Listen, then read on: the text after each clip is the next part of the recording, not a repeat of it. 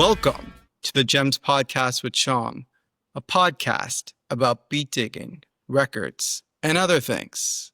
Today, I'm joined by Oliver Wang, writer, scholar, DJ, collector, museum curator, author, and as I know him, part-time record slanger. Thanks for joining me, brother. Hey, it's my pleasure. Thank you so much for having me.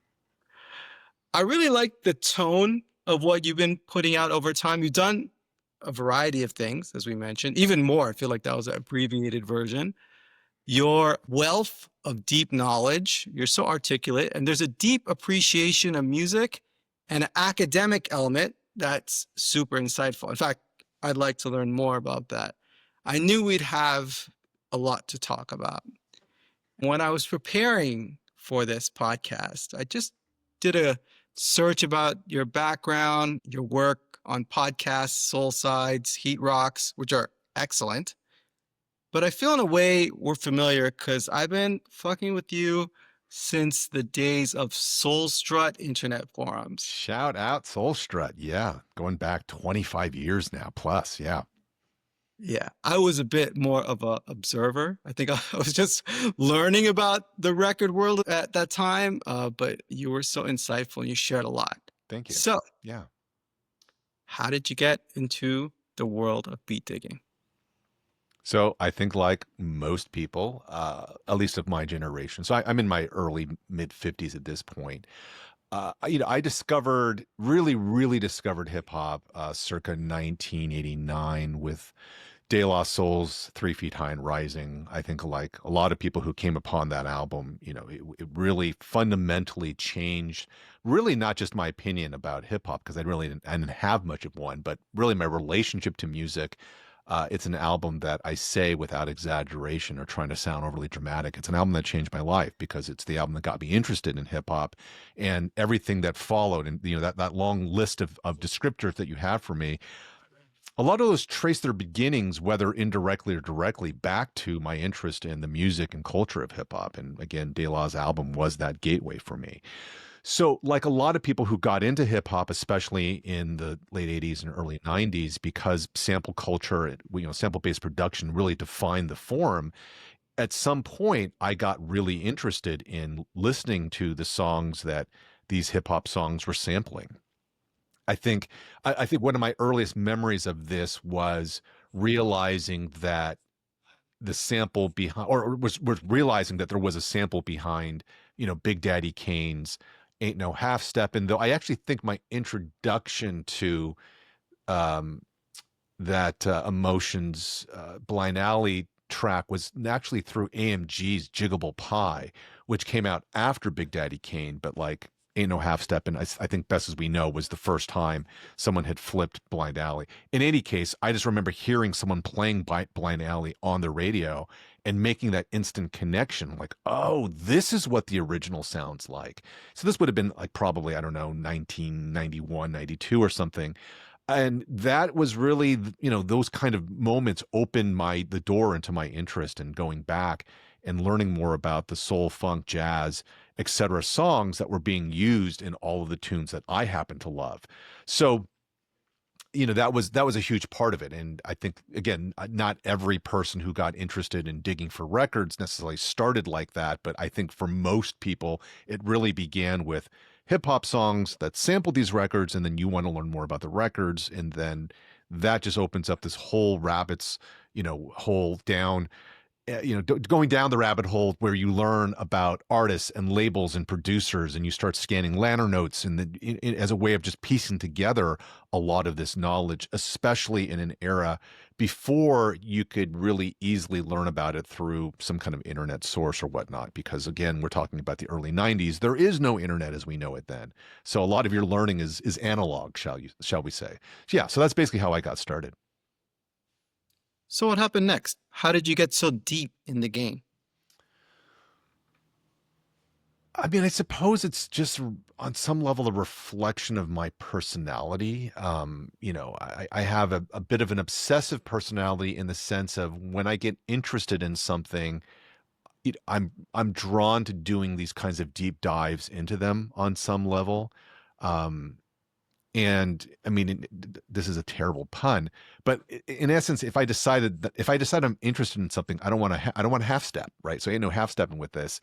And for that reason, I will go very deep into these niches, but at the same time, there's entire bodies of work in which I'm not that familiar with. So, for example, I would never ever describe myself as someone who knows a ton about Brazilian records, even though I know that there is a incredibly rich and diverse history of music that comes out of Brazil. I'm familiar with certain artists and certain records, but there are many, many, many more people who know much more about Brazilian music than I do. And it's not because I'm not interested in Brazilian, it's because I know the moment I kind of dip my toes into those waters, I'm going to want to just like deep dive. And because the Brazilian record game and music game is so vast and so deep, I've sort of more or less avoided it just because I don't know if I'm ready to sort of make that deep dive into it. So in contrast, when I first discovered Latin Boogaloo music, and this would have been roughly about 25 years ago in the early 2000s, it was through friends of mine that I was DJing with in San Francisco, and they were playing Latin music at these gigs, including Latin Boogaloo, and I just got really into both the music sonically, but also culturally in terms of the history of Boogaloo out of New York. And so I did do a deep dive into that. So, there are people who know more about Latin Boogaloo than I do, but that's a topic where I feel pretty comfortable in saying that, like, I know a lot about the history of Latin Boogaloo music. But that's very relatively self-contained in the sense that this was a scene that lasted a handful of years. It's more finite than trying to, let's say, explore the history of Tropicalia music in Brazil, or even just or salsa music in New York. Salsa is much more vast, and I know a little bit about salsa, but I never deep dived into that. Whereas Latin Boogaloo felt manageable in a way, even though there's a lot to learn about it. But for whatever reason, I decided, yeah, I'm going to learn as much as I can about this particular genre in the way that at one point in time I knew a lot about hip hop. I cannot make that claim anymore for at least the last, I mean, God, if I'm being really honest, probably close to 20 years or so.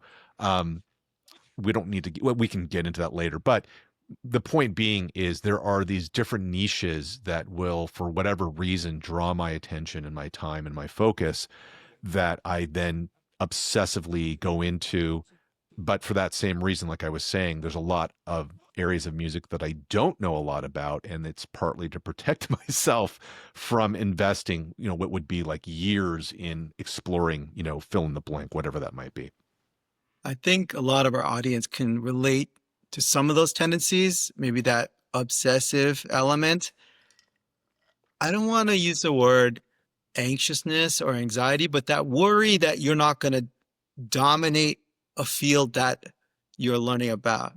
I think that's common in the world of digging. I think Yeah. considering that you have an academic background, maybe it bugs you more.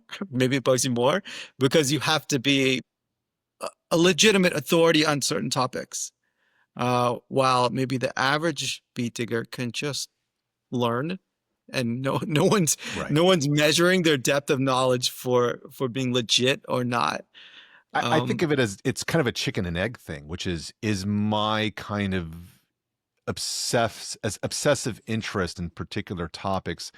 Is that what makes me a scholar, or does it come out of the fact that I'm a scholar as well as a writer and a journalist? And so, what started what? Was a personality trait that was already there, or was it a trait that was developed because I had these other professional interests? I'm sure it's going to be a little bit of both.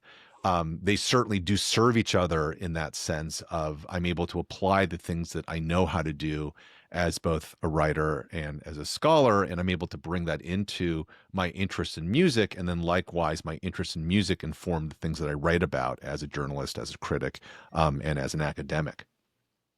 it's certainly a specific lens, and you can say that's your personality type and that's your superpower. There are others who would not know as much and just talk about it, right? So I'll say like there's other ways. There's let's just say Right. different strokes for different folks. I think it's done well. Your personality type, or at least what you described, has served you well in your life. So it's a matter of fit. Yeah, it's exhausting though, but this is the price you pay for being, again, obsessively interested in certain things. Well, it makes you a very interesting person to talk to. You mentioned San Francisco. Did you grow up in the Bay Area? I grew up a little bit all over. I was born in the Midwest in Ann Arbor, Michigan, because my parents are immigrants they grew up in Taiwan, but they were born in mainland China. They came to the United States in the late 1960s as graduate students. And so my father was finishing up a some kind of grad program at the University of Michigan. So that's how I ended up being born in Ann Arbor. But we moved really, really soon after that to the Boston area because my folks had work there. So I spent the 70s, my early childhood outside of Boston. We moved to San Diego in 1980 when I was starting third grade. And since 1980, so the last 45 years, I've lived between San Diego, Los Angeles, the Bay Area, and then now back in LA for the last, God, how long's it been now? 19 years. So even though I've spent the most time in Los Angeles, but my time in the Bay Area from 1990 to 2006 were my what you could describe as like my formative years because everything that I got interested in and got my foot into professionally, whether it is writing, whether it's scholarship, DJing. I guess the only thing that I didn't do back then was podcasting because it didn't quite exist yet back in 2006 when we moved back to LA for me to take my job at Cal State Long Beach. But the Bay Area was like formative in any important way. I mean, I got my foot in the door through all of these different things that I'm still interested in all these years later. Did you start when you were on the West Coast? I mean, let's say in these various California locations. Is that where you started DJing? Yeah, I got started DJing in college radio. So I went to UC Berkeley as both an undergrad and graduate student. And I started volunteering at the station my first semester of my sophomore year. So that would have been the fall of 1991 and ended up staying at the station all the way through 2004. So I had, for about a 10-year span from roughly 94 to '04, I usually had a weekly radio show for most of the time that I was there. Um, and learning to become a radio DJ then led to me becoming like a, club doing gig DJ and getting my own equipment and doing all that stuff. It gave me an opportunity to bring on guests to interview and to chat with on the show as well, which overlapped completely with me also getting my start. This wasn't until later, I think around 94, 95 is when I started writing about music as a freelancer, and which is something that I still do today. Um, I haven't done radio consistently in quite a few years. I've always been tempted to go back to it just because I grew up with radio. I love making audio, and the romance of radio is still something that very much informs my relationship to how I listen to things.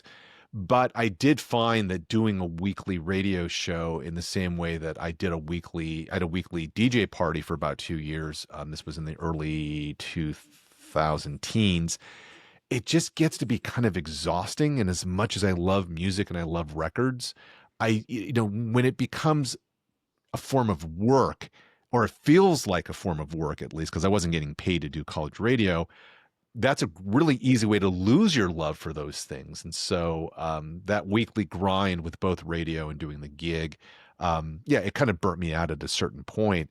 But as what I was trying to say earlier is I would love to get back into doing some kind of radio show, probably maybe monthly, because that feels manageable. I'm not going to get burnt out if I have to prep something once a month. So, um, but I haven't really been that motivated to figure out like what those opportunities would look like. And even though there's a lot of internet radio, and I could just create my own station in that sense, I really like terrestrial radio. There's something about broadcasting live, even if you can't see who your audience is, but just knowing that the signal is out there. There's something about that that's still very important to me. And again, maybe it's just because I'm a 70s baby and I grew up in an analog age, but having done internet radio, it's just not as satisfying, for whatever reason. Yeah. Yeah, I understand completely. As a teenager, I did some college radio and it didn't have a strong signal where I was. Yeah. And it felt like if you can get it, you're a part of this frequency. Right. And it only went so far. And even where my parents live, which was about 30 minutes drive from that university in Toronto, Canada, you could only get it at like certain times. So it felt like you're a part of this kind of pirate world where you're hearing dope shit that not everyone else knows. And the DJs who played on those stations, I mean, they're pretty fucking good. And they were playing underground stuff that I like. I mean, the music that we're going to talk about here in this podcast. And there's something about that. It's almost, yeah, it's just like a past vision of the future that's like quite limited and it's somehow better that way. Right. Yeah. Yeah. Yeah. So, all right, college radio, interest in terrestrial radio. Tell me about writing. And was all of this about music? Like radio show for sure about music. Yeah. Was Yeah. all of your writing about music? Yeah. Yeah. Well, let me think about that. I think my very first freelancing gig writing was, for Asian Week, which was a weekly Asian American newspaper that was published out of San Francisco. So I used to write a column for them, and I forget, maybe it was a monthly column, and that was really. Let me be very, very clear. It was not a particularly great column. It's sort of like my musings because I wanted to have insights into like society and culture and all these things. And I was very underbaked as a writer at the time. Um, but that's where I first got my start. The transition to music writing, a lot of that has to do with, a good friend and mentor, which is Jeff Chang. And so Jeff, formerly of, when I first met him, this was, so let me kind of back up. So Jeff is the author of Can't Stop, Won't Stop. It's one of the great histories of hip hop. He's got a brand new book that just came out that's about, Bruce Lee, for example. So he's still very much an active, avid writer, of community histories. And I met Jeff because as an undergraduate in college in the early 90s, I started writing papers about Asian Americans in hip hop because this was not a topic that was, in the Source magazine or Rap Pages or whatever. And I was just very curious to meet other people who, like myself, I'm Chinese American in terms of my heritage, finding other Asian Americans, and to learn about, what is our particular investment in this? What do we contribute to it? What do we get out of it? All those kinds of things. So I was introduced to Jeff because Jeff was 5 years older than me. He had also come out of UC Berkeley. He'd worked actually at the same college radio station, KALX 90.7 FM, which was Berkeley's college station. And by that point in the early 90s, he was writing, hip hop reviews for different publications. And so that's the context in which I got to know him. A few years after that, he ended up helping to form the, independent, Bay Area hip hop record label called Soul Sides. That's SOLESIDES with DJ Shadow, Black Alicious, Latif, Lyrics Born, etc. So he was, the head of the label for a span before they became Quantum. In any case, meeting Jeff was one of those situations where meeting someone who has a similar background. In other words, we're both Chinese American. We both went to Berkeley. We both were at the same college radio station. Learning that he was writing about music and writing about hip hop in particular, it was one of those light bulb moments where I realized, well, if someone like Jeff is able to do this and I have this similar background to him, then this must mean that this must be something that is possible for me as well. So there was that, planting of the idea. And then, by 1995 or so, Jeff was helping out at Urb Magazine in LA. That's URB, which used to be a hip hop and underground music, including electronic music magazine that used to come out of LA. So he was helping them with rap reviews and on the editorial side, and so brought me into the fold. So my first, times kind of officially writing about music for anyone was for Herb Magazine, writing 12-inch reviews. And then by 1996, the editor there at the time asked if I wanted to take over her position. So then I became the hip hop reviews editor at Herb for pretty much the mid to late 1990s. So Herb is one of the places where I cut my teeth. The San Francisco Bay Guardian, which was an alternative weekly newspaper in the Bay Area, that was the other place that I really credit with helping me develop, my skills as a writer, which were really blunt when I first started. But I gradually, at least I hope I did, I gradually got better over time by writing for more places, getting editorial, getting feedback from editors, and just really learning and reading more and learning more about the craft in a way that hopefully leveled up my writing skills as time went by. That role at Herb, giving rap reviews is, looking back, it was quite important. It impacted the success of records. People cared a lot about They music certainly, criticism. yeah, they I know certainly it's a did. double-sided statement Yeah, yeah, because but they did. people cared a lot. I mean, it was important. I think the writers were very good. I think that's a big part of it. The opinions were very informed with some, let's say, contextualization of recent rap history. So someone giving an opinion, I kind of took it as oftentimes legitimate. Like, this person has an Right. informed point of view.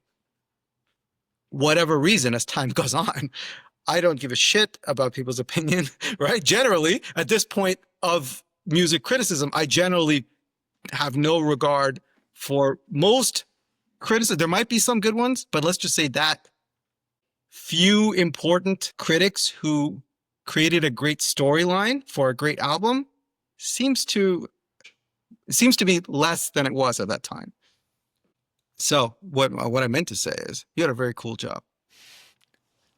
I mean, I think especially when it comes to hip hop, a lot of it was, especially the kind of investment on all sides, the people writing, the people reading, the artists themselves, etc. It's because, especially we're talking about in the 80s and well, we're really talking about the 1990s, hip hop was still on the margins. I mean, as popular as it was growing, it was still seen as being kind of outside of the mainstream of American pop music. And that this fundamentally changes, especially by the time you get into the 2000s till now. But in the 90s, we all kind of had a chip on our shoulder, because these were not reviews that were being, published in Rolling Stone or in Spin Magazine. Not to say that they didn't have hip hop coverage. Yes, they did. But they're not including like the New Natural Elements 12-inch in their review section, right? They're not reviewing necessarily, KMD's Mr. Hood or something like that. So I think because of that, we all felt simultaneously like we were these advocates for this music and culture that we loved. And also feeling like we were the defenders of it and, trying to carve out our own niche at a time when we felt like, yeah, you're not taking us seriously. You don't take this music or culture seriously. So we just got to do it for ourselves and do it on our own. So I think that all of that kind of passionate investment both explains the eagerness that people had to become writers and editors and DJs and artists, all these things on the one hand, but also explains, I think, some of the kind of defensiveness and sensitivity. Now I'm talking specifically within the review game. Some of the sensitivity and defensiveness that people felt is because, well, there's so few places writing about this. So if, one of the handful of places that does review, my 12-inch or my album is saying something that's critical of me, then I'm going to feel extra spicy about it because, there's only so many avenues in which anyone gets to read about this. And, I'm going to take umbrage at someone saying something that I disagree with about my music, my creative process, whatever. So even though, I would say I probably still stand by, I don't know, at least 80+% of the opinions I had about certain music back then. I think as time has gone by, I try to be more understanding of the ways in which, because I pissed off a handful of artists. I mean, bad enough to get dissed by them on record, which is not particularly usual. Like, that's pretty unusual.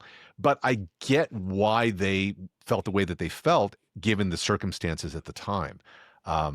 Yeah. It just because, yeah, it was not something that was, you weren't going to read these reviews everywhere. Now that changed for, probably, I don't know, 10, 15 years until thanks to the internet. And then the internet also is what ended, the sort of the role of criticism, I think, has fundamentally changed, not the least of which is because now that we have access as listeners to listen to pretty much anything we want to listen to, the role of criticism becomes it's transformed it. It's no longer necessarily there to serve as a consumer guide. And I'm not saying that the only reason that criticism existed was to tell people what to buy or what to listen to. But let's be honest, that was a big part of it when you couldn't listen to stuff. If you were curious about, yeah, what does this new Wu-Tang thing sound like? Or what does fill in the blank sound like? Then a critic might have been your first encounter to figure out, okay, does this sound like something that I want to spend my money on? Well, that's very different now if you can just go to Spotify or YouTube and you can fire up the latest single and you can decide, do I like this or not? And you don't even have to buy it. You can just add it to your playlist and voila, it's there for you. So, I mean, I'm stating kind of like the painfully obvious ways in which technology has shifted the ways in which we interact and consume music, and by extension, the ways in which we interact and consume criticism. Well said. I think all of it's true. And I think the limited quantity of reviewers, limited quantity of music coming out That compared to too. today, Yeah, absolutely. it's led to, for one thing, a high standard. Secondly, a lot of the reason why that era of hip hop has such an enduring quality, why people respect it, it's called the golden era for a reason, Yeah. was because of this high standard. And over time, it kind of dissipated. I mean, also time went on, right? So it's interesting. I mean, doing this podcast only for a few months, people love talking about the golden era. People love talking about beat breaks because it gives this memory of this high standard, right? But And you yeah, don't think you would find that same thing with talking with someone, let's say, again, I'm in my early mid 50s, but if you were to find someone in their early mid 20s, I would imagine they would still be very passionate about the music that they love. I think the reason why people like talking about the golden era is because in most cases, you're probably talking to people who came of age like myself and others in the golden era. So we're all going to be nostalgic for what we see as like our youthful, halcyon days of our youth. But that's still, I think, just as true for people who are born 10, 20, 30 years later. They still will find things to connect to. I don't think, I don't want to be that person who thinks that somehow hip hop in the 90s, that some like we had the monopoly on good music. That just seems like a, yeah, I don't buy the logic of that. Music changes, so the music that came out after may not connect with me. That's not the music, that's me, right? I mean, this is a common cliche almost, that it's the music that we listen to as teenagers is the music that is going to be the most, that we're going to have the most powerful associations with. But that's not about the music. That's about where we are in our life course, and at that time in our life, that's what we're going to connect to. But I have to imagine that people who came of age, 20 years after me, they're going to connect with the music of their 16, 17, 18, when they were those ages, in the same way that I did from when I was those same ages in my era. I couldn't agree more. In fact, I love a lot of new music today. Uh, and it's, I can see why people have a lot of enthusiasm about it. And it goes to those broader comments you said about technology and the way music's consumed. Things are just more bifurcated. They're kind of all over, right? Things Right. are in pockets, Right. and it's easier to put things out faster and make music, many Right. things, right? It's a Right. different world. True. Absolutely Yeah, true. Yeah. yeah, Yeah. yeah, I mean, it's a there's more different world. music being made now than there has ever been in the history of mankind.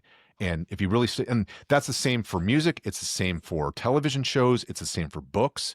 So as much as we think it's like the internet ended media as we know it, I mean, what it ended was the previous profit model base for how you make money off of these things. That's unfortunate, yes.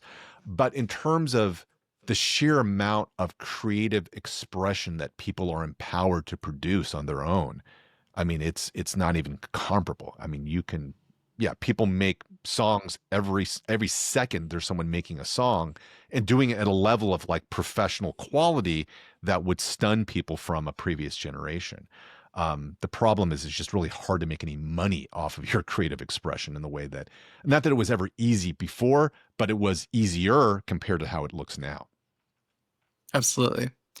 Let's go back to your reviews. What were some of your, we're talking, what, 94 to 98? 95 is sort of, I think, when my first reviews started appearing. So around there. Yeah. A lot of great music around then. What are some of your favorite albums that you reviewed during that era? Mm. So I think one of the first, well, I want to back up because I remember I left something out, which is that, I mean, and here's the irony. As much as I'm saying, the internet and the technology associated with it has transformed the landscape, maybe not for the better, but my first experience writing about music, not when I was paid and it wasn't for a publication, but it was doing it for basically, internet bulletin boards, news groups. It was a Usenet group. So for those unfamiliar with Usenet groups, I mean, this is just aging myself badly here, but before the World Wide Web existed, in other words, before there was a graphically oriented interface to access the internet was primarily a text-based medium. And so news groups were all of these, I mean, the closest corollary to news groups today would be something like Reddit, right? You have this huge community of different rooms, subs, as they call it in Reddit, but it's the same idea. So there were a couple of news groups that existed back in the early 1990s that were dedicated to hip hop. And that is where I really started to write and review singles and albums, not because I thought I'm reviewing a single or album. Like I wasn't even thinking about this in the context of I'm creating criticism. But looking back now, yeah, that's exactly what I was doing. I was reviewing these things. I was talking about my impressions of a new single from, A Tribe Called Quest. Or, I mean, the thing that I really remember, and I'm really happy that it's very, very difficult to find on the internet, though you can find it if you really look for it. I'm not recommending anyone do this, is when Nas's Illmatic came out, an album that I now consider to be one of the greatest hip hop albums of all time, I went to, I think it was recmusic.hiphop, this is one of the news groups I was talking about, and wrote, I kind of feel like the hype around Nas is overstated. Like Illmatic it's a good album, but like the idea that it's like this incredible game-changing album is, I feel like it's a little overstated, or whatever I wrote back then was probably not even half as eloquent that I just said now. I'm not even being eloquent now. So I had a few takes back then that were probably wrong, but again, the deeper point here is, thanks to the internet, that is where I started to write about music without even realizing that's what I was doing. And so, in any case, to answer your question, when I started to write professionally about music, one of the first album reviews I wrote, and I think this was the first thing I ever did for the San Francisco Bay Guardian, was a review of DJ Shadow's Introducing. So I think that was the first album review I ever wrote. Certainly an album that, I have a lot of affection for. I got to meet and know Shadow back in his Soul Sides days because, as I mentioned before, I was friends with Jeff Chang. And, what a game-changing album in terms of really fleshing out and demonstrating what the possibilities of a sample-based album could be or sound like. So that certainly comes to mind. I mean, what else pops into my head? I mean, there was so much stuff coming out there, but yeah, what's really distinctive? I mean, I wrote about, I'm jumping forward quite a few years now, but I remember writing something about how much I enjoyed Jay-Z's Blueprint album, which was an LP that, has the misfortune of having come out on September 11th, 2001. So I think the review probably, I'm pretty sure it must have come out post 9/11, but I just remember, as someone who liked Jay-Z, but was kind of a little bit back and forth on the albums that preceded it. Like I thought Reasonable Doubt from 96 was an amazing, like a magnum opus right out the gate. I didn't necessarily like the albums that came in between quite as much, but then Blueprint, and I think a lot of this had to do with the quality of Kanye and Just Blaze's production, and the other folks who worked on it, really kind of brought me back into wanting to really enjoying like a Jay-Z LP from beginning to end. So I'm trying to remember who I wrote that review for, and maybe it was probably the Bay Guardian. I'm not 100% positive. Um, and then I'm going to jump forward again to like 2004. And that's when I started doing album reviews for National Public Radio here in the US. So, because I had a long background in college radio, it took me a while to think about like, oh, why don't I try to pitch stuff to NPR? So I started doing stuff originally on Morning Edition, which used to have album reviews. They I don't think they do anymore. And then at some point, maybe 2 years in, the reviews I began recording appeared on All Things Considered instead. And I did that for Wow, I was with NPR from '04 was my earliest review. I think my last one ended during the pandemic. So it was like what, 15 years, over 15 years writing for them. And so some of the things that really stand out is I got to review Kendrick's To Pimp a Butterfly. I got to review Kendrick's Damn.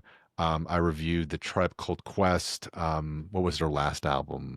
Thanks. No, God, what? Thank you for your Yeah, service. thank you for your service. So, I mean, there's a lot of stuff that I would see coming down the pipeline and immediately hit up my editor and be like, "Hey, I would really like to review this." And for the most part, almost everything I pitched, I did get to write about. And so, I didn't write just about hip hop. I mean, I remember I wrote a review of like a Feist album. I wrote a review of actually, my very first review, I believe, for NPR was the Dana Owens album. Dana Owens is Queen Latifah, and she released basically a jazz ballad album under her name, her government name, if you will. So I think that might have been the very first thing I ever reviewed for NPR was that. So I mean, I've had like really, really amazing opportunities to write about things over time. Um, you know, some of my favorite pieces were not so much criticism, they were more like deep dives into singles, and that was for Wax Poetics, their rediscovery column series, in which they would have these, I don't know, usually like 1 to 2 page spreads about specific singles or specific albums. And I loved writing those because it gave me an excuse to do that aforementioned deep dive into a particular artist or recording's history in a way that I really loved being able to flesh out. And these are these kind of treasure hunts to figure out what these stories are behind different records that I happen to love.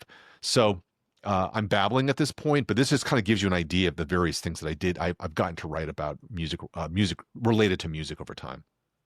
As far as hip hop or music review, I don't think you could have much of a better career than that because you went from kind of doing it on your own on the internet, college radio, to Herb Magazine, which is a major magazine, incredible, when there were not many outlets, to NPR, which is like the prime time, let's say, yeah, it's as prime time as it gets for that time, right?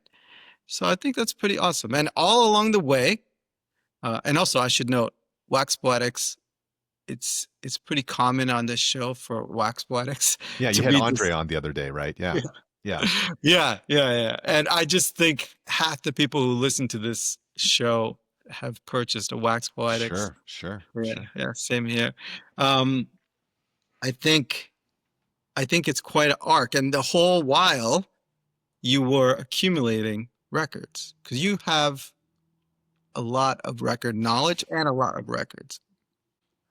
I have purchased records from you before. Yeah. I don't know what scenario, like I don't know if it was on Instagram or some kind of other Or internet venue. yeah, maybe Discogs or whatnot. Yeah, yeah. Yeah. I wish I didn't realize until you mentioned this to me before we started taping, and it's like, oh, so you ended up with that specific album for me. So Yeah. always There you nice to go. meet the people buying some of my stuff. Yeah, yeah, Yeah. Yeah. I think overall, you've been through a lot of phases and you have your own personal style. Like, I would say, first of all, you're a deep music person. You are an academic. You're a storyteller. And you've been able to do that through the different phases. And I think that's commendable, as in you haven't stopped because one channel is going down while another channel is going up. You're finding new ways to do it. I think that's impressive as a person. I mean, I think a lot, I do feel very fortunate in the sense that, especially because on a professional level, I've made a career out of being both, first and foremost, a college professor. I'm a sociology professor. I study popular culture. That's my area of focus. And then being, a longtime writer and journalist, it means that I get to be professionally curious, which is to say that if there's something that I'm interested in learning about, I'm empowered by my jobs to go and then follow those threads in whatever direction that I feel like. That's a privilege that a lot of people don't have because they don't have the time or they're not paid to do that. Yeah, I get paid to like follow up on my curiosities for the most part. And so I feel extremely fortunate to have those opportunities. Um, I think the downside to it, not, I mean, this is minor, I guess, but you were saying before, in a way, it's like I keep adding on new things to focus on. It does inevitably require, it's kind of a zero sum game because we only have so much time and bandwidth. And so as I get interested in certain things, other things, almost naturally fall by the wayside. But the problem is that I've never really been particularly great at just letting something go that I used to be invested in, and just like full scale being like, all right, that phase of my life is now over. I don't need to spend more time on that anymore. The problem I have is even though I spend less time on certain things, I still want to keep them in the mix. And so I'm always juggling in my head all of these different kinds of interests and ambitions, even though, and this is a sobering realization and acknowledgement that as I get older, it becomes more difficult for me to be able to jump between all of these different things that I'm interested in. I have to be more mindful, more selective about how I do it, just because otherwise I really risk, and as I've learned the hard way, I just really risk spreading myself too thin. And so just to maintain some level of sanity and whatnot, I just have to be more deliberate. Whereas when I was younger, I could, I felt like I was empowered to be a dilettante to some degree. I could just jump in and out of different things, and it was, yeah, it was great to have that feeling of freedom to just explore your interests. Um, but it's, I still have that desire. It's just, as I'm saying, my bandwidth to be able to pursue those things, that's what's changed, and that it is more difficult as I age. Sad to say, but other parts of my life are great having hit this point in my life. So maybe it is just, you're kind of trading things out here. Well, I think it's great that you share that kind of thing. I think those kind of reflections and personal reflections are good to monitor over time. You don't want to live like a robot. Furthermore, you don't want to just do the same shit because you've done it before. And I think that's the key to evolving over time. So, I mean, acknowledging your interests, I mean, you might call them limitations or you might call it focus. It's probably better for you. You don't have to be the same person you were Right. 20 years ago. Right. And I want to leave myself open to, yeah, evolving in whatever way that is. I mean, part of it too, just not to get super heavy or philosophical about this, but it's also just an acknowledgement of mortality. Like I've been going through a lot of my books, even though you can see a bookcase in the back. I mean, the bulk of the books I have are all in my office on campus. And, about a year or so ago, I was just sort of looking at this big bookcase with all these books and just thinking, in the time that I have left on this planet, if I'm lucky, maybe I'll squeeze out another 30 years or so. Am I ever really going to want to read certain titles on there? And I'm kind of like, no, I don't think so. And the time I have left on this planet, I don't know if I'm ever really going to want to read, fill in the blank, book. And if that's the case, I don't need to keep this. I should just get rid of it and give it to someone else who would be more interested in it. And the same thing, I have not quite gotten to that same thing with my records, though at some point I do think I'm going to have that same moment of realization, which is that in the time I have left, on this mortal coil, am I ever really going to pull out this particular album and listen to it or use it for a mixtape, even though I don't really make mixtapes anymore, though I would like to, or play it on a radio show, which I don't have. And I think if I were to be honest with myself and say, no, there's not a point in the future that I really see myself wanting to listen to this, then that should be a sign, okay, then it can go. I don't need to keep this. I have my music library is probably somewhere in the ballpark of, I don't know, maybe 5 to 6,000 records, which is down from its height. At its height, it was probably more like 7 to 8,000. So I've gotten rid of probably at least 2,000 records over the last roughly 15 years or so. But like I could whittle this down way, way, way more if I don't know, if I'm applying like the Marie Kondo philosophy as does this record give me joy? And all the ones that were the answer is like, kind of, but not really, then yeah, again, maybe those could go. This is one of those things where the problem is it takes so much time to like purge records because I'm a penny pincher. Like I'm just not going to give stuff away. Like I'm going to figure out how to sell it and maximize value, all that stuff. So it's a very slow process. But my point is, I am gradually confronting the reality that what's the point in a library if I'm not utilizing the things in it? Then I don't really feel like I need to maintain it. And I should just thin the herd and really get my collection down to the things that are really, truly important to me, as opposed to like, well, it's cool that I own this fill in the blank record. But again, if it's not something that I really feel like listening to or using for some purpose, then why do I keep it then? But this is sort of asking collectors about what their logic is, and there's a lot to collecting which is not particularly logical, especially when you factor in the amount of time and expense that we put into it. These psychological insights that you have, they're fascinating. They make sense to me. And the people who listen to the show, they're all like mulling, mulling the same topics. So I don't know what other venue people will listen to all of that and think like, oh, that's super interesting. But yeah, our listeners will find all of that uh, thoughtful. Now, we touched on a few different topics. We discussed your positive reviews. Mhm. Tell me about some of the reviews that did not go so well. And I don't mean like the Illmatic one. Hey, you throw the ball on the field. Sometimes it goes in, sometimes it does not. That's good. At least you're playing the game. I mean, the reviews where the artists did not like you Yeah, personally. yeah. I mean, my favorite example of this, just because this story has like, a happy ending, if you will, is I had written a review about the People Under the Stairs. I want to say it was their second album. I think it would have been, was it The Next Step? It was the one that came out before OST. And this was for the Los Angeles Weekly, which means that the two members of People Under the Stairs, Thess One and the late Double K, they would have absolutely see this review because it's in one of their hometown papers. And they did indeed read the review, and they were not happy with what I wrote in it. So on the next album that they released, which was OST, they had a song on there called The Outrage. And I remember this is when I was still living in the Bay Area, and I got a phone call from a fellow writer, friend. I think Mosi Reeves was the person who called me, and he had gotten an advance of OST, and he's like, "Dude, Oliver, yo, like Thess and Double K dissed you on the record," and I'm like, "What? What are you talking about?" And indeed, there is this passage on the outrage, which goes something along the lines of, I got a piece under the seat for any Oliver Mark-ass twang, right? So that was the target there. And I never having been dissed on record before, I was just sort of flummoxed, like, what the fuck, right?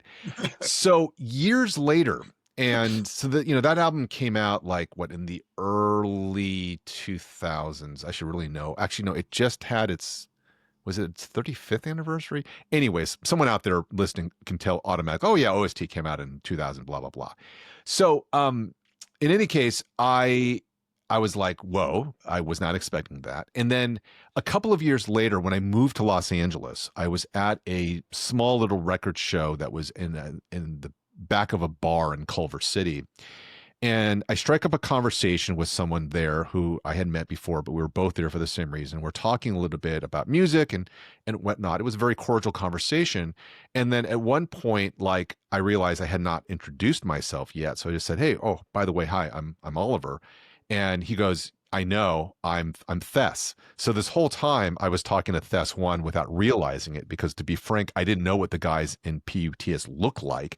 And for a split second, I'm like, oh, this is awkward. Like, what's about to happen now? And, as it turns out, like Chris was super chill. He's a good friend now. Like our kids used to play together when they were both young. So it's like I've known him and his family for at this point decades.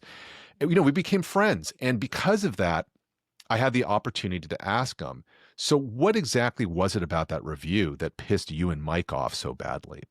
And what he explained is, I really feel like you fundamentally misunderstood our sense of humor. You took something that we wrote as a joke and you treated it as if we were serious.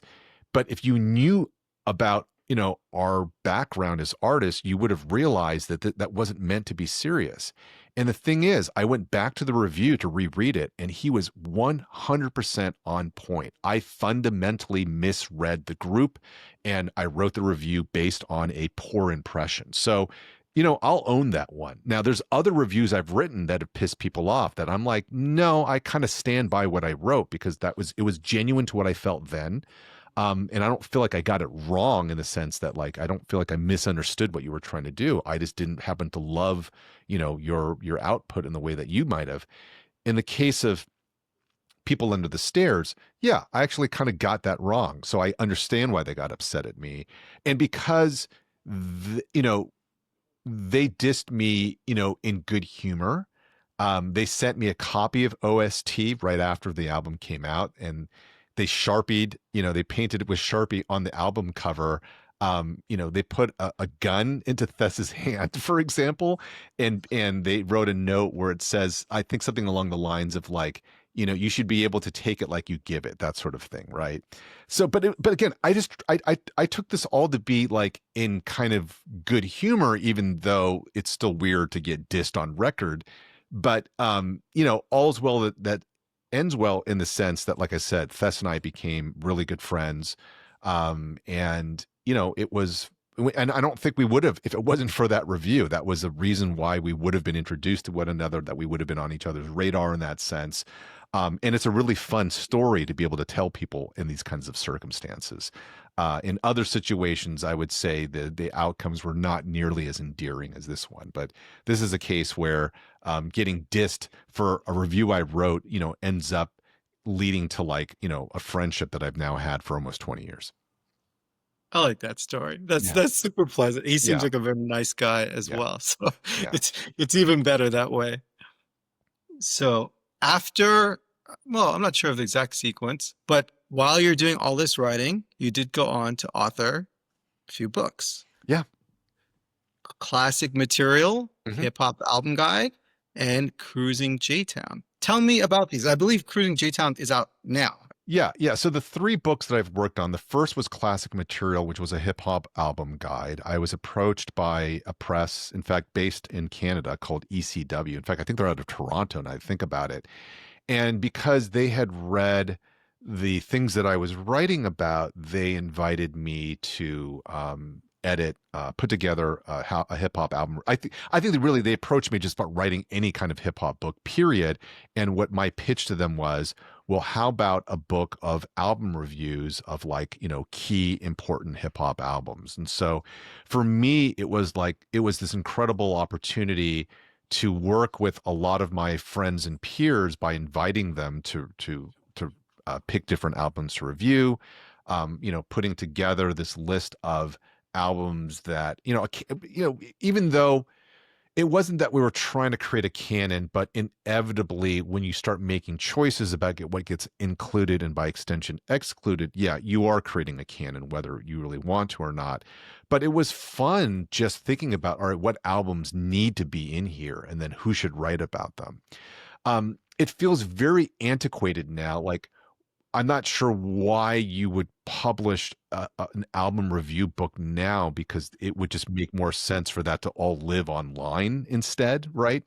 Um, but nonetheless, like that was an opportunity I got to do back in I think 2004 or so.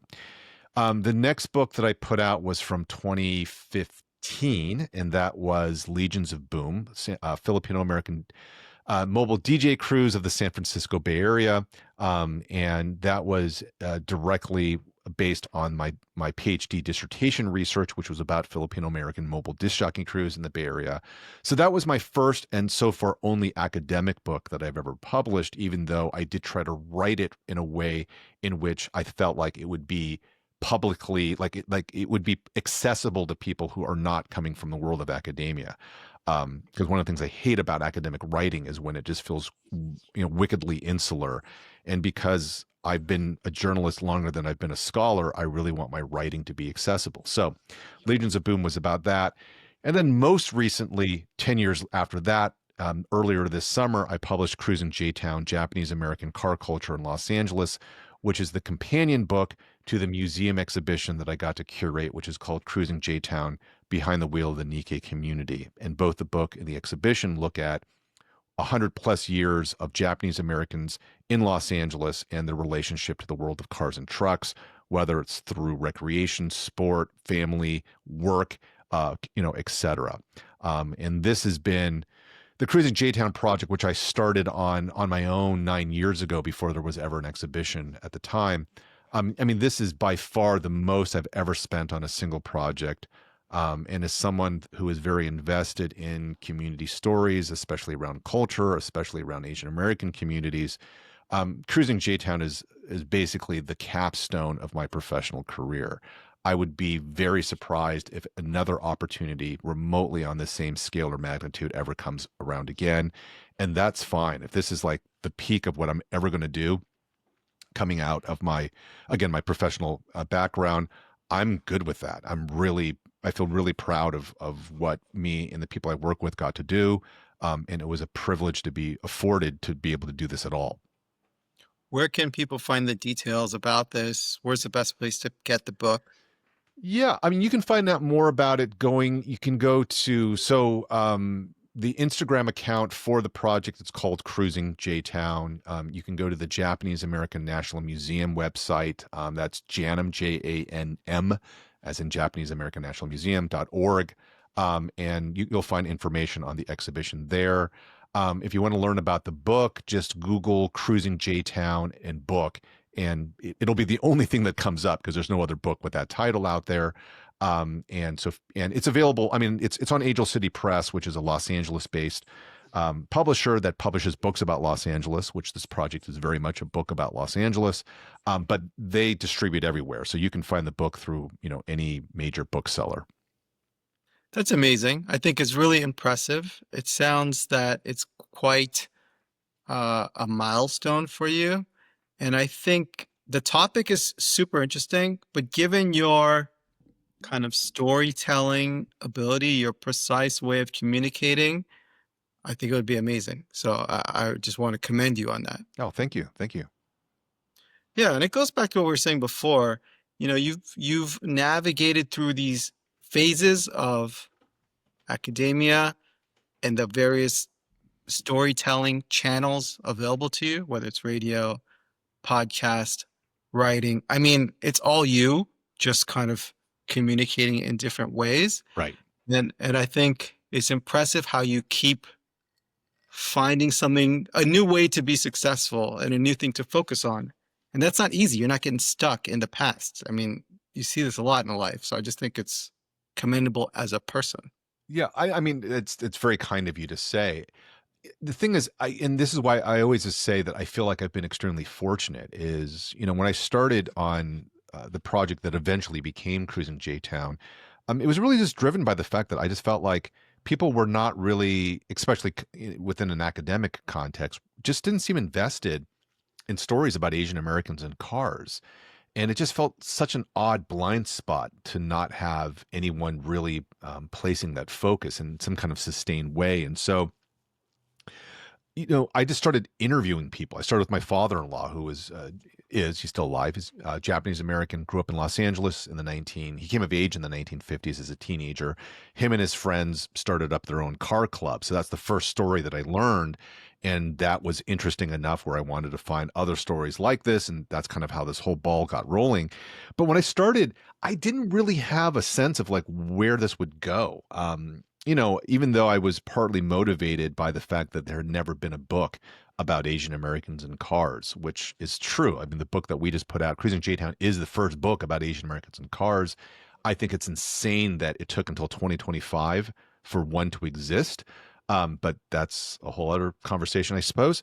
But when I started, it wasn't because I was thinking, oh, I want to write a book about this, or I want, let alone thinking there'd be a museum exhibition. Those were things that just kind of came, those opportunities came along. The fact that I had started on this stuff without necessarily having a goal in mind, it was fortuitous that the museum knew that I was working on this, but it wasn't because I was trying to publish a book on it or pitching a museum exhibition. They came to me in 2018 with the idea of doing the exhibition. And a lot of the things that I've gotten to do in my life, I really ultimately discredit with, it felt fortuitous. It wasn't because I was trying to engineer an outcome. It's because I was pursuing the things that I was interested and passionate about. And partly as a result of that, these opportunities would come my way. I mean, I created some of it myself in terms of, yeah, I knew how to pitch and I still pitch ideas to places. But for the most part, I just feel like I've just been lucky in terms of having these opportunities come my way, as opposed to, as I was saying, trying to engineer a particular outcome. I mean, some people are very good at that. That's never been how I particularly operate. I just usually start with, well, what am I interested in learning about? And then seeing how things pan out from there. But like I said, I've been fortunate where most of the things that I've been interested about, I've had opportunities to write about them, to create, whatever creative forms of expression that are attached to them. And, I do think what would happen if I was actually a bit more intentional and really tried to create certain things, what would be possible. But just because I've been so fortunate that I feel like a lot of these things have kind of, in a sense, fallen to my lap. It's meant that I haven't had to really necessarily go out and figure out, all right, what are the steps I need to take in order to get to here, whatever here might look like. It's incredibly humble of you, Oliver. It's probably because you're good. That's why these things keep happening. And, and I'd say, I mean, whatever your natural way of feeling motivated to do something or pursue an interest, it's paid off. And I'm not surprised because your your background as a writer, which is inherently freelance, your background as an academic, which is oftentimes, it's not like people always stay in the same university for their life. Sometimes people move around, Sure. and there's just like a thread through all the things you said that requires some personal drive. Now, it may have come from a place of pure creativity, but the fact that you've accomplished stuff and you're good, people want to fuck with you. So, I mean, I just want to give you some more credit. You're very humble in how you outlined that. I mean, and yeah, it's not so much necessary. This is not an attempt at humility on my part. It's more, I guess, in a way, pointing out that there's something to just pursuing your interests and your curiosities that can exist independent of whatever outcome, professional outcome might lie at the end of it. Just start though with what are the things that are compelling to you? What are the things that trigger your curiosities? And it's not necessarily like some, woohoo, the universe will provide, but it might be. You never know. But and to put it in a way that what I really want to get across is there is worth in pursuing the things that you're interested in, period. It doesn't matter if there's no outlet for it later. Simply having the ability to learn about the things that you want to learn about, that itself is a privilege and is something that I think is enriching to making us more well-rounded, more interesting. It's the way that we find kindred spirits out there in the world that we get to connect with.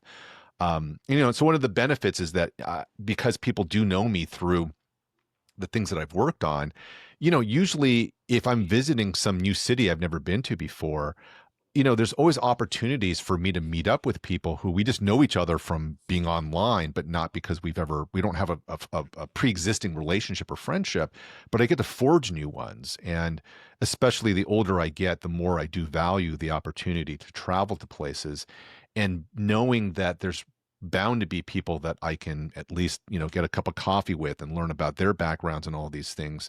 I'm very thankful for those to have those kinds of opportunities as a byproduct, even if it's not intentional, as just a byproduct of all the things that I've been involved with over the years. you certainly designed an interesting life. And I think that's something to be But see, that's admired. the thing. I don't feel like I designed it. If I did, I mean, if I were to go back, right, with the benefit of hindsight, then I might have designed things differently. And usually what I mean by that is there's a whole list of records I wish I had bought back when they were a lot more affordable to get, which now, I'm kind of priced out of it. We were talking before this conversation, we started taping, about the Arthur Veracai album, speaking of Brazilian albums. I mean, that is now like a multi-thousand-dollar album. It's not like it was ever like a bargain, but there was probably some period of time in the early mid 2000s, which you could probably get it for at least a few $100, as opposed to like 10 times that amount now. And so, if I was doing things by design, I would have been a lot more judicious in certain decisions that I made. I feel fortunate that I've been able to create a life in which I've had the time and opportunity to pursue the things that are interesting and compelling to me. And for that, I mean, I do have a lot. I do thank my job as a college professor, because it's not I mean, I work my ass off, but it's not a conventional 9 to 5. I have a lot of flexibility. And as I was saying earlier, the nature of my job empowers me to go and pursue my interests, because there may be some kind of professional output, like an article or whatever, that lies at the end of it. But it's not really by design. It was really just like, what's compelling to me? What do I want to pursue? Um, I think part of this is also growing up in an immigrant family where there were particular expectations about what I was supposed to do. And I am not a particularly filial kid. I think if my mom was on here, she would agree. Um, I think me pushing back against those, what I felt like were these kind of obligations about what I would major in or the kind of career I would pursue, me rebelling against this feeling like these are things I'm supposed to do as opposed to things I want to do, made me double down on the things that, if it was interesting to me, then that's what I wanted to motivate, not living up to some kind of aspirational ideal that my immigrant parents had about what they thought their kids should grow up to do. I'm not trying to say my parents were wrong for those things, and I get that because they came here seeking opportunity. I mean, I don't know if you're the child of immigrants or not, but I mean, we all get it. We get what it is that our parents want for us. Um, but the thing is, ultimately, what they wanted for me is not what I wanted for myself. And so I, in a sense, kind of made a career by chance in a certain level by investing in not investing in committing myself towards, well, if this is what I'm interested in, then this is what I'm going to pursue on some level, or other. It was my way of embracing my own sense of agency and autonomy, and individualism that was partly motivated by me pushing back against what it was that was expected of me as, an eldest child in a Chinese American household. That's insightful, well said, and all of that makes you a very interesting guy to talk to. So I appreciate that. Let's play a word association game. Ooh, okay. I'll bring up songs, and I know you have done a ton of writing. You've done liner notes. You've done all sorts of, let's say, expert level music commentary. Hmm. Don't feel like you have to say that. Like, some of these songs you might know, some of these songs you may not, and some of them may be a personal feeling, where you were, whether you like it or don't like it, really anything. All right. Labby Sifra, my Sifri. song. Sifri. Yeah. Yeah. Yeah. Let's start with that. Yeah. How do you pronounce it properly? Labby Sifri. What are your personal reflections on this fantastic, repopularized song? Wow, where to even begin with this? So, I think, like most people of my age and era, especially in the States, we first heard a Labby Sifri song because it's what Dr. Dre sampled for Eminem's My Name Is.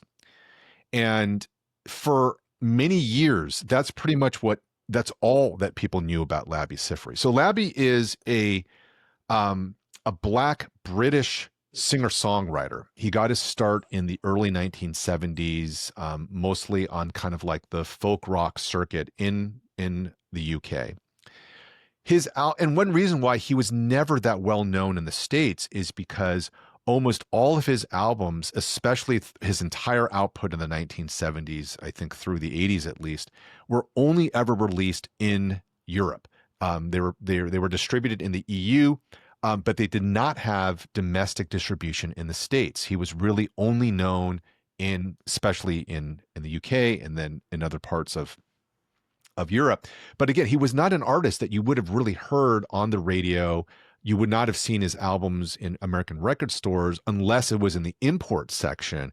But it wasn't one of those things where we had a lot of access to it. And so I knew of Labby again through the name of the song is called "I Got the," and for years that's all I knew about him, and that one song did not make me curious enough to want to learn more about him. But then, God, this was probably about 20 years ago or so. I was at a pop music conference, and Charles Aaron, who used to be one of the main writers and editors at Spin Magazine, gave a paper about Labi Siffre in which he was basically talking about how, yeah, this is the one song that people know about him, but if you actually explore more of his catalog, you learn all of these other things. And one of the things that I think Charles mentioned was he had tried to get into contact with Labby, and Labby did not care to be interviewed by him at the time. I hope I'm getting the story right. But like what Labby had to say to Charles was something along the lines of, ultimately, you don't need me to tell you what my songs mean. Just listen to them. It's there. And so there was something philosophically that I was really intrigued by this. And that paper directly inspired me to go start listening to more of Labby's work. And in doing so, I realized, you know, his catalog, especially in the 70s, is some of my favorite albums and recordings and compositions. Like he is like, because he's still alive, like such a gifted songwriter and musician, and the ways in which he brings this level of, it depends on the song, but there's a lot of pathos in his music. There's humor. And he has this very distinctive voice, which is not like, he doesn't have he reminds me in some of certain ways of Bill Withers, not because they sound remotely alike, but neither of them had like that classic like soul voice, right? That you associate with like these kind of virtuosic voices. Think of like an Al Green or something along those lines. Their voices were more plain, but it spoke to like their perspective as songwriters, is that they were speaking to like these everyday experiences about what love, loss, telephones. He's got a song called the Telephone Song. So my song is, it's a beautiful composition. I think it's very indicative of what Labby is and was great at doing as a songwriter. And I was incredibly, incredibly blessed by, I wrote something about, my interest in Labi Siffre's work, because I basically went and found each of his albums one by one, ordering them on original vinyl, and they all came from Europe because, again, his albums just were never distributed here in the US. And with each new arrival, I'm like, wow, this is amazing. So I wrote something about it for my blog, which is Soulside. That's Soulsides. It was absolutely named after Soulside, the record label that I mentioned earlier. And sorry, I'm going on way too long here, but Labry saw that. He saw that article. I mean, not an article, it was a blog. It was a blog entry. He saw that blog entry. And so when it came time for him to put out, and this was like, I don't know, maybe less than 10 years ago, he put out a first ever box set, a retrospective box set of his music. He invited me to write the liner notes to it. So we had never met before. I never spoke to him for a second prior to this, but he thought that I had something to say about his career and artistry that he was, wanted me to basically draw upon to write these liner notes. And so even though I've been very fortunate to write a lot of liner notes over the years, that's got to be like one of my absolute favorites, is because it felt like such a random happenstance to write about this for a blog entry and then get invited by the artist himself, to write the liner notes for his retrospective, box set. That's unbelievable. I mean, It, yeah, Labby's I amazing. definitely heard of it. through the Eminem sample, Dr. Right, Dre Eminem right, sample. right. Also, the song My Song, sampled by Kanye West, Yep. I Hmm. Wonder. Hmm. It's unbelievable music. And the fact that you had this interaction, it's great. I love to hear that. Yeah, I'm just going to look this up so I get the title right. Is that one of my favorite albums by him? I think is from 72 or 73. I just have to look this up because I don't have it memorized. It's from 1972, which happens to be the year I was born, called Crying, Laughing, Loving, Lying. Um, and I actually think is my song. Yeah, it's the yeah, I had it right. It is the album that my song appears on. So the album again is called Crying, Laughing, Loving, Lying.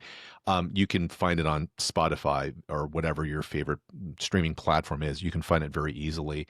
And I mean, so many of his albums, especially for me at least from the 70s, they're all amazing. But this one is like 1A in terms of just like every song just hits in this incredible, beautiful way. I mean, my song is fantastic, but it's like one of many great songs on this. If you imagine that the whole album is filled with songs just as good as my song, yeah, that's why you want to check out this LP. Next song, Sir Edward, album The Power of Feeling. I bought this record from you. Yeah, yeah. The joint on there that, I mean, it's a pretty good record end to end. The joint that I really like, because it's, let's say, touching on the spiritual jazz world, is a song called Peace KD. Mm-mm. Probably not And talking about Kevin Durant, but that'd be kind yeah, of weird if it was. Yeah, yeah. probably not. And I remember I was messaging with you then, like kind of unknown at the time, and you explained this is on Encounter. It's a good, good record. You should get it. So tell me more background, if you have any more background on this great jazz album. Yeah, so Encounter Records, the way that I discovered it and learned about it, and how I ended up, at least briefly, I think, collecting every title on it before then I realized I don't need every album on this label. I can start to let some stuff go, which is how you ended up with my former copy of it. So Encounter Records was Bernard Purdy's label. It really only existed for a very small window of time. I think in the early 1970s, there was, I think, something like maybe half a dozen albums that came out on it. They were all like in that kind of early 70s soul jazz vein. So there's at least one or two songs on each of these albums that had some kind of funky element, which you would expect when it's, Bernard Purdy, like one of the great funk drummers of all time. This is his label. You figured it's going to have some of his influence on there. And that's true. Like almost I think every album, on Encounter, there's going to be at least one or two songs that are going to have like a really nice soul jazz or funk feel to it. I think the power feeling that you're talking about, Sir Edward, I think Sir Edward was an alias for um, Howard Vick, sorry, not Howard, Harold Vick, which I think people might know as both a saxophonist and a flutist. He recorded, far more music under his, actual name as Harold Vick, including, I think he had a Strata East album, a Blue Note one. He was, a player on other people's albums in terms of as a studio musicians and so forth. And I don't know this. I actually don't know the story about why he recorded under Sir Edward. My guess is that he probably had a label contract with someone else that prohibited him from recording for somebody else, and so this was his way of getting around that. But again, with especially when there are labels where the output is pretty finite. So Encounter, like I said, only has 5 or 6 albums on it. And so when I learned about this, then I was like, oh, then I can like go out and collect like the entire run because it's only 5 or 6 albums. And I did that. And once I had it, I realized, okay, that was cool. And as I was saying a moment ago, it's like, but I actually don't necessarily need to, I don't actually need to therefore keep this everything here. I've accomplished it, but now I realize I'm not going to sit back and listen to all of the albums on this label, and that's why I started to let some stuff go. I'd have to go back, to my record room and see how many Encounter albums I still have. My guess is probably one or two. And looking at the track listing of this Sir Edward LP, it does have a cover of People Make the World Go Round, which is one of my favorite songs to be covered. So either I didn't like this version or maybe I made a mistake in selling this to you, but it's too late now. It's a hell of a record. I Yeah, really enjoy it. that's great. Notorious B.I.G. The What? Featuring Method Man. Produced by Easy Moby. Yeah. I mean, what an incredible song.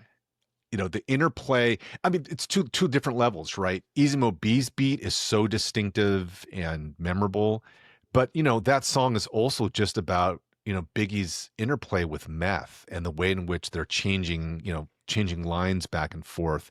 It's so seamless in that regard. It makes me think of also like the work that he and Jay-Z did on Brooklyn. Brooklyn's Finest. Yes, thank you on Brooklyn's Finest. It's so that interplay that he's able to have with another artist on his same level, and just hearing those two voices, go back and forth.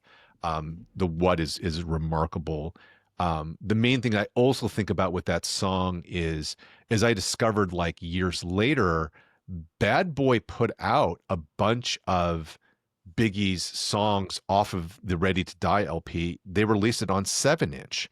And the only reason that you would think they would do this is because for jukebox use, except by the 1990s, it wasn't like a lot of rap artists were producing stuff for jukeboxes. But as someone who loves to collect 7-inches, when I discovered like, oh, like Big Pop is on 7-inch, and The What is on 7-inch. And so I think I have all of the Bad Boy Biggie 7-inches now. And it was just so cool to see like, wait, The What is on, a 45 RPM record? Like that's cool. So yeah. Oliver, I like playing this game with you because you're bringing up shit I had no idea about. I mean, I've been a huge fan of this song since it came out. I Yeah. had no idea about the 7-inch. Let's go on. I'm gonna bring up one, and if you don't know the song, don't worry about it. Okay. Freddie Fox, Part of My Life, produced by DJ Premier. Yeah, I can't say right off the top what yeah, I can't say right off the top that I know what that sounds like. Um, what year was that? Do you know? I don't know. Here, I'm looking I at it right. feel So, like okay, in that one of the came out in songs. so that came out in 2000. Yeah, so Okay. again, thank God for the internet because I can look this stuff up. Um, and Freddie Fox. Yeah, I mean I think what I remember about Freddie Fox in general, so not necessarily this song, but just is learning that he was actually really active in the late 80s, early 90s. I want to say he got his start with the Flavor Unit. So that's along like Queen Latifah, the 45 King. Apache got his start with the Flavor Unit, if I'm not mistaken. So Fox was in that mix, and he did put out some early stuff in the early 1990s that sounded more like, in a way, you could describe it as a bit more fun sounding. But like Freddie Fox, once he started working with Primo, and then he had his nickname, his alias is what, Bumpy Knuckles, right?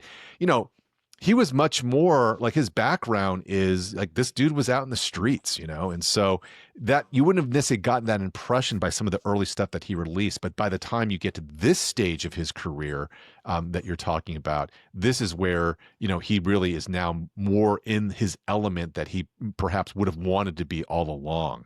So, and I'm sorry, what was the name of that song again? Part of My Life. Yeah. Do you mind if I just take a quick second to listen to this? Yeah, go Yeah. ahead. Yeah. I mean, your audience is going to hear me listening to stuff in a headphone, but here we go. Let's see. It's all good. This is excellent podcast. Yeah, no, I definitely heard this back when this album came out. And I mean, it is that kind of classic late 90s Primo chop style where he's basically just chopping the fuck out of a sample and then reconstructing it. Yeah, this is very much like in that lane. It's high level Premier, who is one of the greatest. I feel like Freddie Fox is like a underground assassin. People knew he could rap. Mm-hmm. He had this history, like you mentioned. I believe he was working with Eric B at a very early stage. Mm-mm-mm. And then he had an album in like the late 80s, which I think also involved Eric B. And I think he was, like you said, Flavor Unit affiliate. Mm-hmm. Super talented rapper. And he could really go in. I really like his stuff with OC Hmm. and Premiere. Hmm. Excellent. Like just like one of those lesser known, very talented people, hard as fuck. All right. Let's go to maybe a more popular song, but I really like it. Nerd in Search of album, Run for the Sun. God, another song I have not listened to in a long time. You So could pref- I'm going to ask you. I'm going to turn this around. So, what was your introduction? Sorry, what was your introduction to the Neptunes? Let's go back. Introduction to Neptunes. Man, there was Khalees. Mm, There was before Khalees, there was Super Thug with Nori. yeah, that was early. Yeah, that was Nori. Yeah. That was crazy. That was like I was like conflicted because I just thought it's somehow like kind of pop, Hmm. but it was fucking amazing. Yeah. And then I was Wait, like, wait, well, wait, hold up. Like, wait, are you talking about Super Thug as being hella pop? because it was using, I was such a unjustified purist. Mm, I liked sampled drums hmm. and I liked a certain dirty sound. And then the Neptunes are some of my favorite producers ever. I'm a full on Neptunes fanatic. Hmm.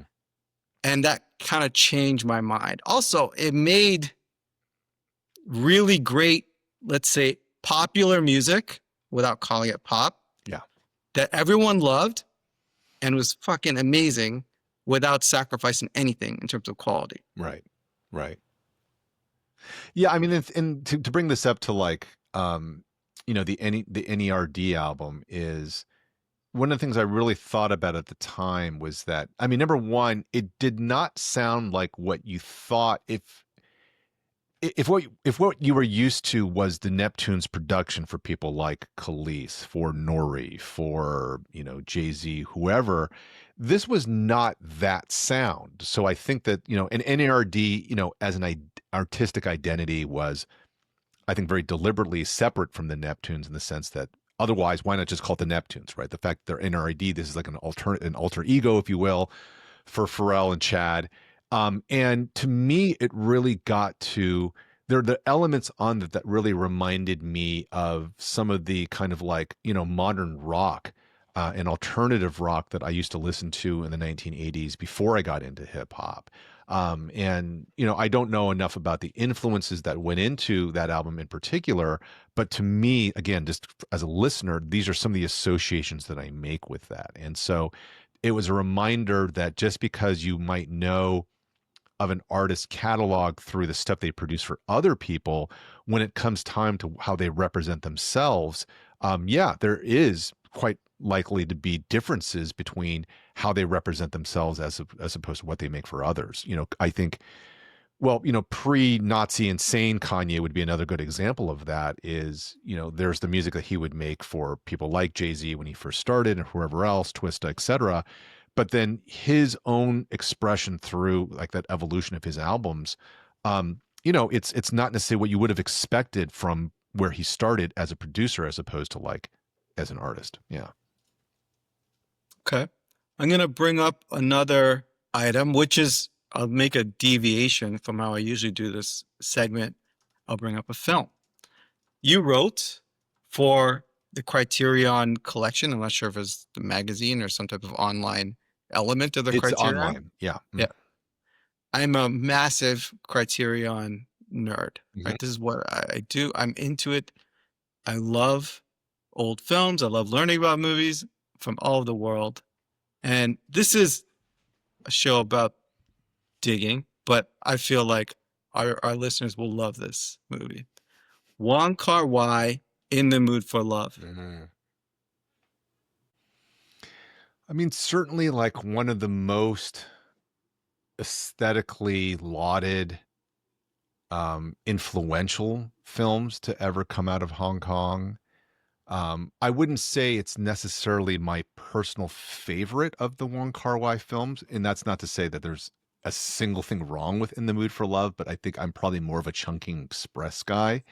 Um, but nonetheless, like In the mood for love, if you the way in which, the young people, so this is definitely a way of aging myself, like the way in which young people talk about vibes, like that movie is pretty much just like vibes. I mean, there is a plot that's involved, but the plot is really secondary to just the vibe. So it's about the costuming, it's about the cinematography, it's about these slow-mo shots of people smoking in these tight Hong Kong apartment hallways and going out for noodles at the local noodle stand. Like there's just so much about it, in addition to this beautiful score, that I think a lot of the songs on there were actually taken from an Italian soundtrack, if I'm not mistaken. There's a lot of get reuse, if you will, but it all, put together is this just really beautiful, amazing kind of aesthetic experience.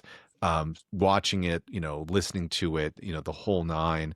Um, yeah, I mean, it's a reason why it's considered like one of the greatest films of, the 21st century. I think it came out in the 21st century. Well, at the very least, I mean, it's really, when people think of Wong Kar-wai's output, and he's had a remarkable filmography, but this is always going to be like the number one thing that's on there.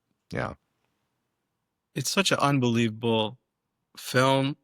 You feel like you're floating, going through these scenes, just images of beauty and style and vibe. I watched it many years ago on a TV on the Criterion channel. Yeah. And then I went to see it in the theater maybe a couple months ago. And I can't stop thinking about it. It's like one of the best films I've ever experienced. And I can't stop telling people about it. So I Yeah. had to bring it with you. I'm going to tie this back to our previous discussion, which is to say that I think the label is called Jet Tone, Jettone. And this was now at least like 10, 15 years ago.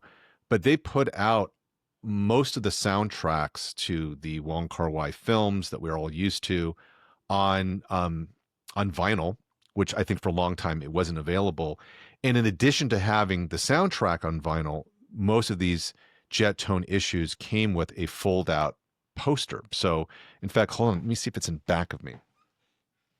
Yeah, so give me a second, because this is, since Yeah. we are on video, give me a second here.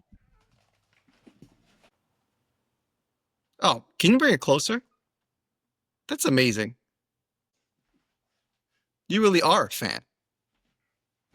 Yeah, so I happen to be I was in Taipei. This is like back in, I think, 20, sometime between 2012 and 2016.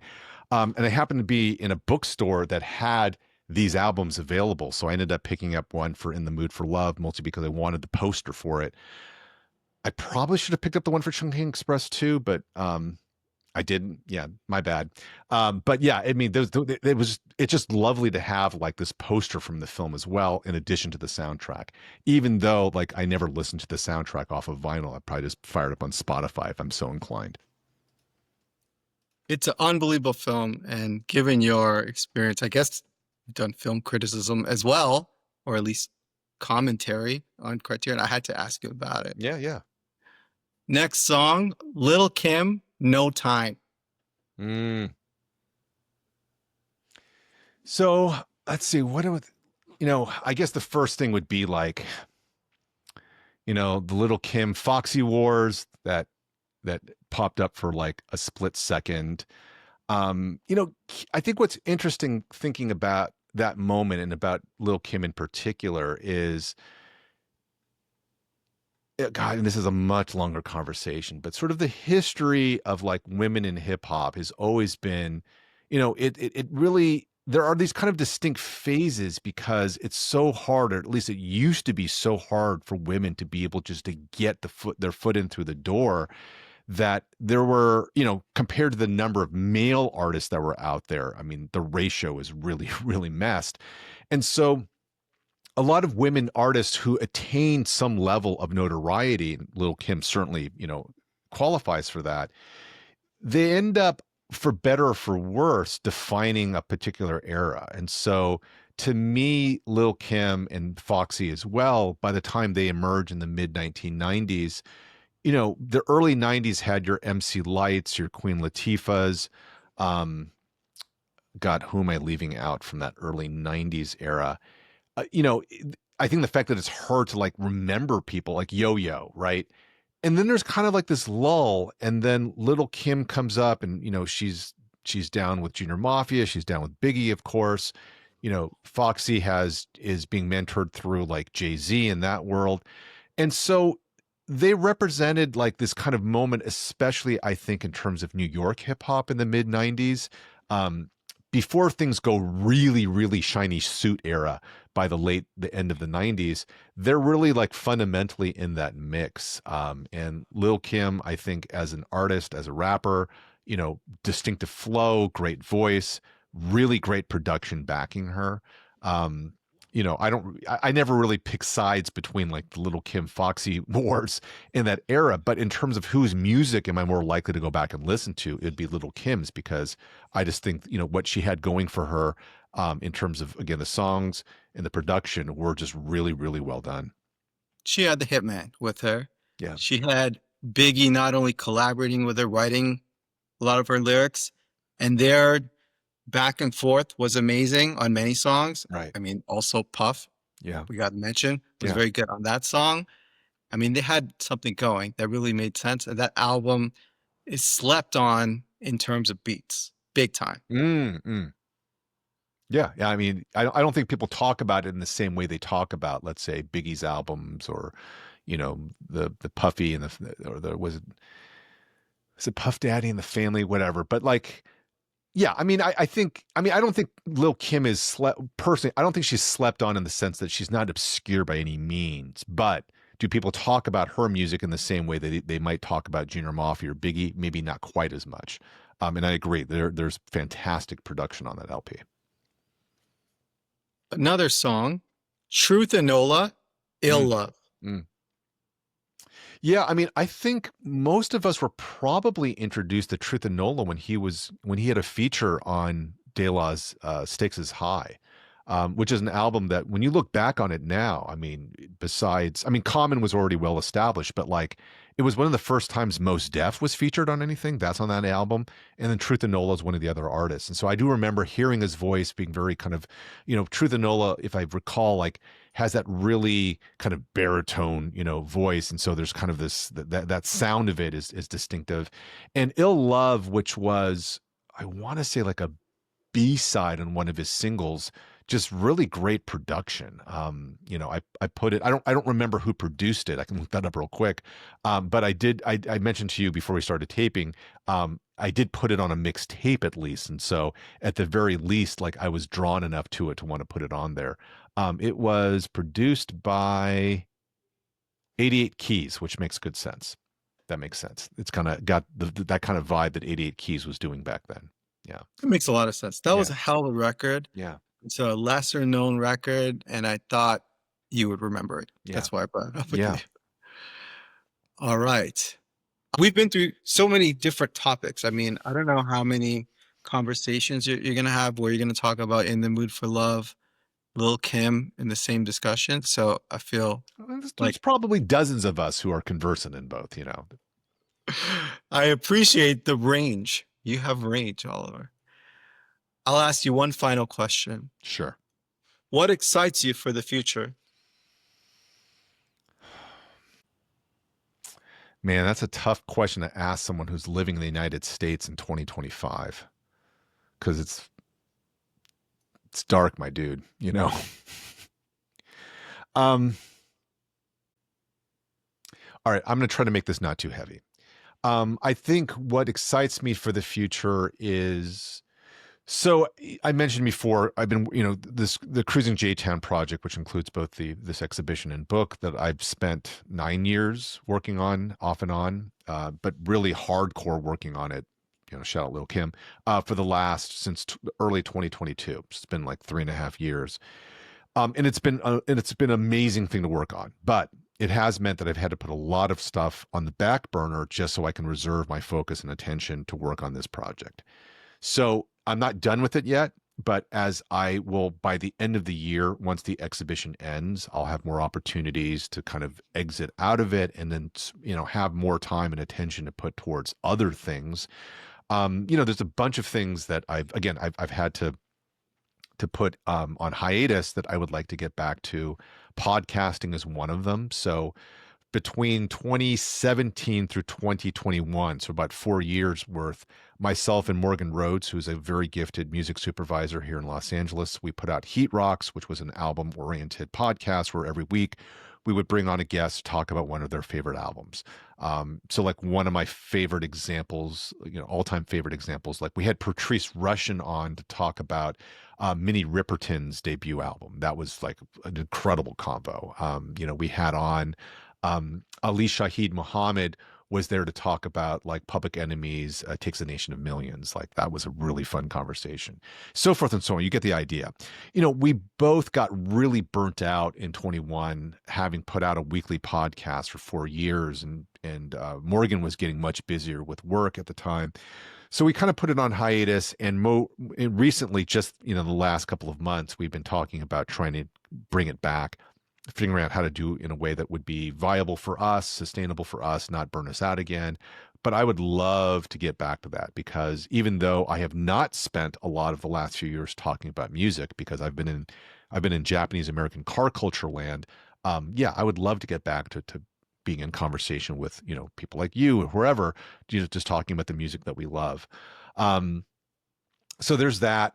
On a very small scale, it's like I'm looking forward to having a weekend where I don't feel like I have other stuff that's more pressing, and just to be able to print out labels for my records. Like it's such a nerdy thing, but especially for my 7 inches, um, because ostensibly I can DJ with them because they're very portable, even though I've only had like 2 DJ gigs since the end of the pandemic.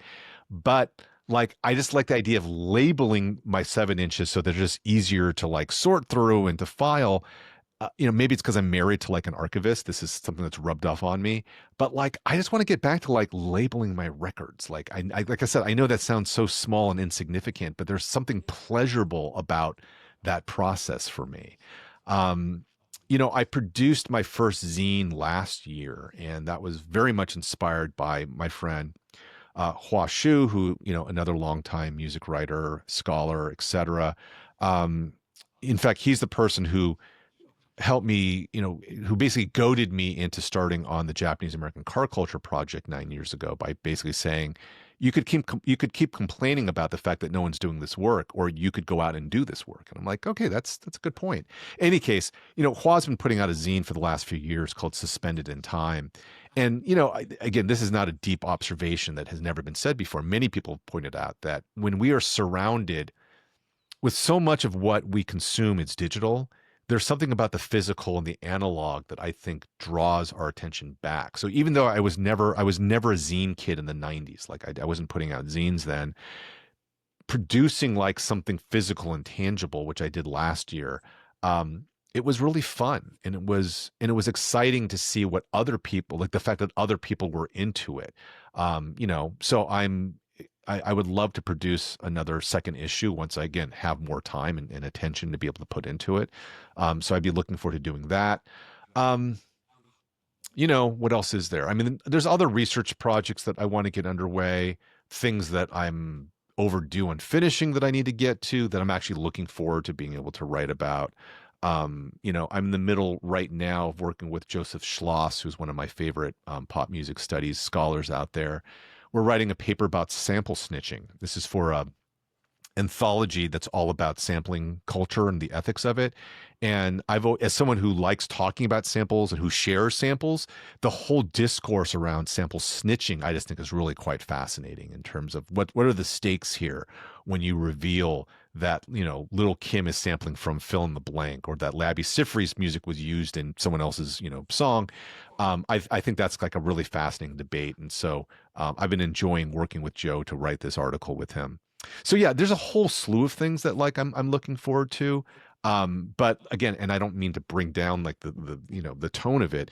This is all though happening under like this insanely dark cloud about like America and what's going to happen to this country. And, is democracy here, whatever flawed version of democracy we've had, is that going to be sustainable?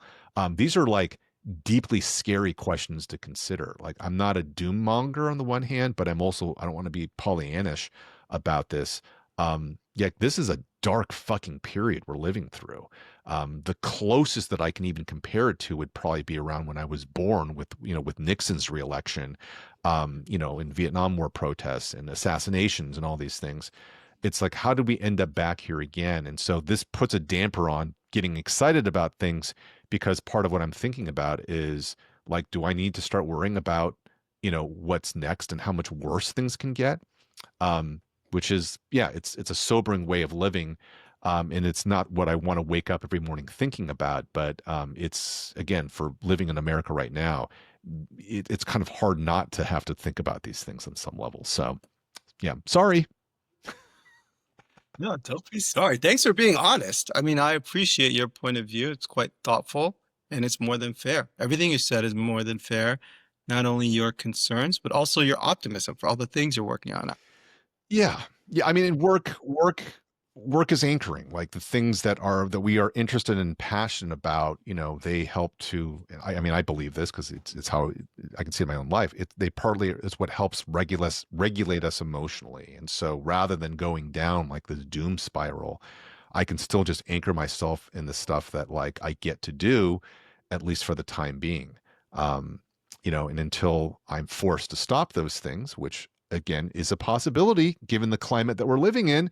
But I'm still going to go and pursue those things until I'm not able to. And then we'll figure out how to pivot from there. I hear you. Thanks for your time, brother. Yeah, no, Appreciate thank you it. so much. It's a really delightful conversation. I hope your audiences like listening to it. And for those who are watching this, which we didn't really talk about this at all, but I've been podcasting for many, many years, but we were never, by the time we ended Heat Rocks 4 years ago, this was really before like podcasting videos was like a thing. And initially I was like, I don't get it, except that I have a 20-year-old daughter, and she liked to watch slash listen to podcasts. And this was like a few years ago. So I'm like, oh, I guess this is a thing where people somehow enjoy this medium, even though they're just watching two people in front of a camera talking. But if that's you right now, welcome. I hope you enjoyed this and everything like that. So yeah, thanks to you, and thanks to all your listeners. Yeah, you're totally welcome. And I'll say it seems to be the most popular medium for this podcast, which is not what I thought. I'm happy about it. Only thing I'll say is I probably need some more shirts. Peace.